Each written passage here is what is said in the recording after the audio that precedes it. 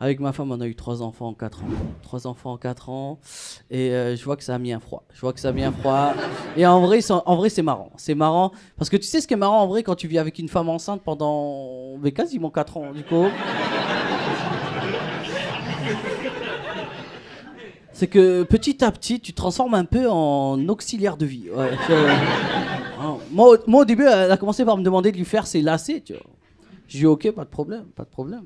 Après, elle m'a demandé de lui mettre du vernis sur les ongles des pieds. J'ai dit c'est chelou, mais si tu veux, tu vois, pas de problème. Tu vois. Après, elle m'a demandé de lui raser le maillot, quoi. Est-ce que j'ai la gueule de quelqu'un qui a l'habitude de se servir d'un rasoir, quoi. Je suis pas sûr. Je suis pas sûr. Mais au final, je l'ai fait. Hein. Au final, je l'ai fait et je me suis appliqué de ouf, en vrai. Vraiment. Parce qu'avec du recul, je me suis dit, en vrai, elle te demande ça, mais c'est un peu pour toi que tu le fais aussi, quoi. Ouais. Tu vois, c'est comme si tu préparais un gâteau que tu allais manger plus tard, quoi. Après, je connais pas beaucoup en termes de gâteau. Moi, je trouve que c'est toujours plus sympa de manger un gâteau bien présenté, bien décoré. Plutôt que de manger un gâteau avec plein de poils de chat dessus, quoi. En vrai, chacun son délire. Non, j'aime trop les meufs, c'est trop bien. Là, moi, j'ai peur de percer. Moi, je veux pas percer trop. Parce que si je perce trop, il y aura trop de meufs. Et j'ai pas envie qu'il y ait trop de meufs, tu vois. Moi, j'en veux 2, tu vois. Juste 2, tu vois. Toi, Karim derrière. Tu vois, juste 2. J'ai peur. En plus, moi, ce que j'aime bien chez les meufs, c'est quand vous faites vos bisous, là. Il y a des bisous que vous faites, là. Tu vois, les bisous dans le cou, là. Toi, t'es là. Tu le dis arrête, mais tu remets encore, tu vois. Moi, j'aime trop ces bisous. Si je perce trop, il y aura trop de bisous. Merde, je voulais démarrer avec un sujet, mais je vois qu'il y a beaucoup de femmes dans la salle, c'est un peu gênant. Bah, je vais le faire, hein, de toute façon, j'ai rien prévu d'autre. J'y vais. Je pense que l'égalité homme-femme, c'est des conneries. Voilà. Il y a des yeux là-bas qui sont là. Pourquoi tu fais ça, frère? On passait une bonne matinée. Je vais m'expliquer. Je pense que, mesdames, vous êtes très très loin au-dessus de nous et qu'on vous rattrapera jamais. Voilà. Ça me fait super plaisir si ça vous fait plaisir, mais je dis pas ça pour ça. Je dis ça parce que j'ai vu ma femme accoucher. Et qu'on va pas se mentir. Quand tu vois la taille du truc qui sort par rapport à la taille du truc dans lequel toi t'es rentré, vous êtes des super-héros. Nous les hommes, on est incapables de gérer une situation comme ça. Ça va ou pas les gars?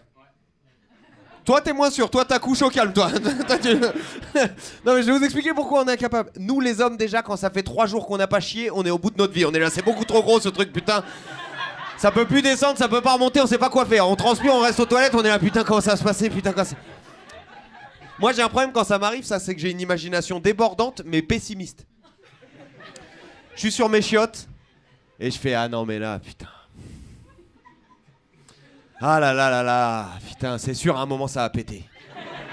Je vais saigner, je vais devoir aller à l'hôpital. Et je pense qu'à un truc, c'est à ma discussion avec l'infirmière où elle va me dire bonjour monsieur, qu'est-ce qui vous amène? Je vais dire madame, c'est pas du tout ce que vous croyez là, je vois le petit sourire. C'est juste que ça fait 3 jours que je suis pas allé aux toilettes. Ah oui, les toilettes, oui, les toilettes. Tiens, Corinne, tu le mets dans la salle là-bas avec le vieux monsieur qui s'est assis sur une bouteille de Perrier, il a pas fait exprès lui non plus. Mais là-bas, c'est sûr. Ah, c'est sûr. Non, mesdames, je pense que vous êtes l'élite de l'humanité, je le pense sérieusement, notamment parce que vous avez réussi l'exploit de nous faire croire à nous que c'était un truc de bonhomme, de mec balèze, de déboucher un évier. Vous vous rendez pas compte, mais quand vous faites ça, nous, on se sent investi d'une mission divine. On vous regarde, on est là, bien sûr, je vais le faire, sinon je sers à quoi? On se met en débardeur pour faire ça, c'est pas normal, d'accord? Et on est là, on commence à dévisser le siphon, et c'est même pas dur de dévisser un siphon, mais nous, des teubés, on est contents. On est là, on dévisse notre siphon, on dévisse, et quand on a dévissé le siphon, c'est vos cheveux qui ont bouché l'évier. Vous êtes des génies, mesdames. Parce que moi, ma théorie, c'est que le plus fort, c'est pas celui qui fait, c'est celui qui fait faire. Et moi, j'ai une femme qui fait faire beaucoup, voilà, comme ça. Sauf que quand on s'est rencontrés, elle me l'a fait à l'envers un peu. Elle m'a dit, je te préviens tout de suite, moi, il n'y a pas de tâches réservées aux hommes, de tâches réservées à la femme. Je fais, putain, c'est bien ça. Et après, on a habité ensemble. Voilà. Et là, j'ai vu que sa théorie s'arrête au moment où faut descendre une poubelle. D'un coup, c'est mon taf. Et tu sais, elle me demande même pas, elle me fait des trucs bizarres. Elle attend que je quitte l'appartement. Dès que je m'approche de la porte, elle me fait un regard, elle me fait... Et moi, Gollum, une merde, je suis là, oui, maîtresse, et je prends la poubelle. Je sais pas pourquoi je fais ça. Ah ouais. Elle me fait des trucs chelous. On habite dans le 11e, nous. C'est très compliqué de se garer, d'accord? Dès qu'on arrive près de la maison, elle descend de la voiture, elle me fait bon, bah, à tout à l'heure. Je sais pas, à tout à l'heure. Moi, je suis voiturier, y a pas de problème. J'adore cette activité.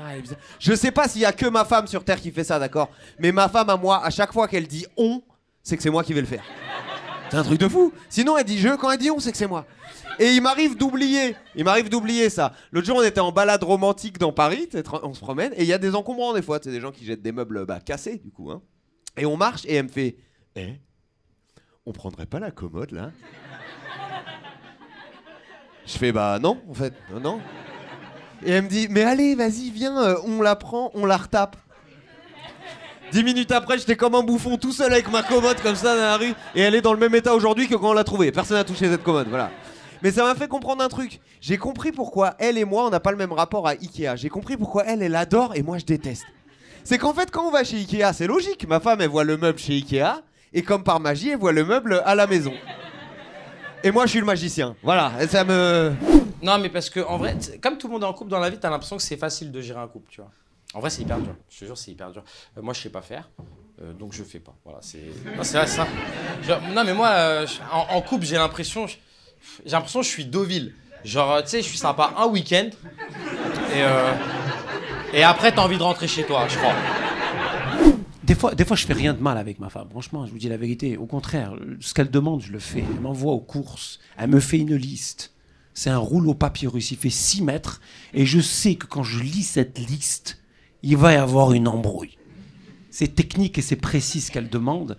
Et je le fais. J'en ai pour 3 heures quand je le fais. Je rentre à la maison. Et si j'ai le malheur de me poser 2 minutes... C'est ce qui arrive. La dernière fois, je suis avec mes beaux-frères, on prend un café, je rigole avec eux. Elle passe à ce moment-là, elle me regarde, elle me fait « Eh ben voilà !» Ça glande toute la journée. Moi, je suis obligé de sortir à ce moment-là. Et ce que j'aime bien faire quand je m'embrouille et que j'ai pas envie de parler avec elle, parce que moi, j'adopte une technique que j'apprécie plus au monde, face à elle, le silence. Et je sais qu'elle a le seum. Et ça me fait tellement plaisir. Je sors, mais je suis obligé de péter un câble tout seul dehors. Ça donne des actions très cheloues. Hein. Parce que j'habite en campagne. Et des fois, les gendarmes passent et moi, je suis là.